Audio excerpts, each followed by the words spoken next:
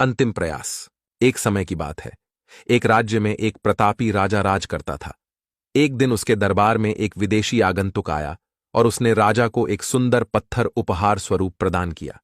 राजा वह पत्थर देख बहुत प्रसन्न हुआ।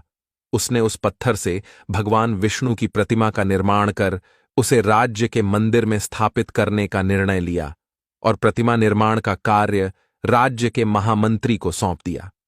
महामंत्री गांव के सर्वश्रेष्ठ मूर्तिकार के पास गया और उसे वह पत्थर देते हुए बोला, महाराज, मंदिर में भगवान विष्णु की प्रतिमा स्थापित करना चाहते हैं। 7 दिवस के भीतर इस पत्थर से भगवान विष्णु की प्रतिमा तैयार कर राजमहल पहुंचा देना। इसके लिए तुम्हें 50 स्वर्ण मुद्राएं दी जाएंगी। 50 स्वर्ण मुद्राओं की बात सुनकर मूर्तिकार खुश हो गया और महामंत्री के जाने के उपरांत प्रतिमा का निर्माण कार्य प्रारंभ करने के उद्देश्य से अपने औजार निकाल लिए। अपने औजारों में से उसने एक हथौड़ा लिया और पत्थर तोड़ने के लिए उस पर हथौड़े से वार करने लगा, किंतु पत्थर जस का तस रहा। मूर्तिकार ने हथौड़े के कई वार पत्थर पर किए, किंतु पत्थर नहीं टूटा। 50 बार प्रयास करने के उपरांत मूर्तिकार ने अंतिम बार प्रयास करने के उद्देश्य से हथौड़ा उठाया, किंतु यह सोचकर हथौड़े पर प्रहार करने के पूर्व ही उसने हाथ खींच लिया कि जब 50 बार वार करने से पत्थर नहीं टूटा तो अब क्या टूटेगा। वह पत्थर लेकर वापस महामंत्री के पास गया और उसे यह कह वापस कर आया कि इस पत्थर को तोड़ना नामुमकिन है, इसलिए इससे भगवान विष्णु की प्रतिमा नहीं बन सकती।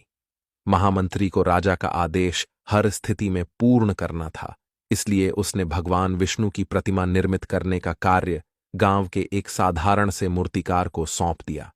पत्थर लेकर मूर्तिकार ने महामंत्री के सामने ही उस पर हथौड़े से प्रहार किया और वह पत्थर एक बार में ही टूट गया। पत्थर टूटने के बाद मूर्तिकार प्रतिमा बनाने में जुट गया। इधर महामंत्री सोचने लगा कि काश पहले मूर्तिकार ने एक अंतिम प्रयास और किया होता तो सफल हो गया होता और 50 स्वर्ण मुद्राओं का हकदार बनता।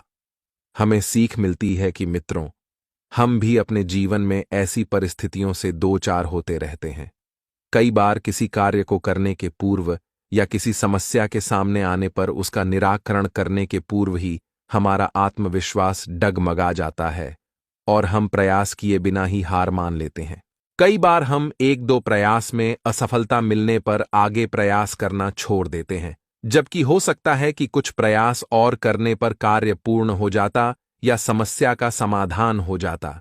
यदि जीवन में सफलता प्राप्त करनी है तो बार बार असफल होने पर भी तब तक प्रयास करना नहीं छोड़ना चाहिए जब तक सफलता नहीं मिल जाती। क्या पता जिस प्रयास को करने के पूर्व हम हाथ खींच लें वही हमारा अंतिम प्रयास हो और उसमें हमें कामयाबी प्राप्त हो जाए।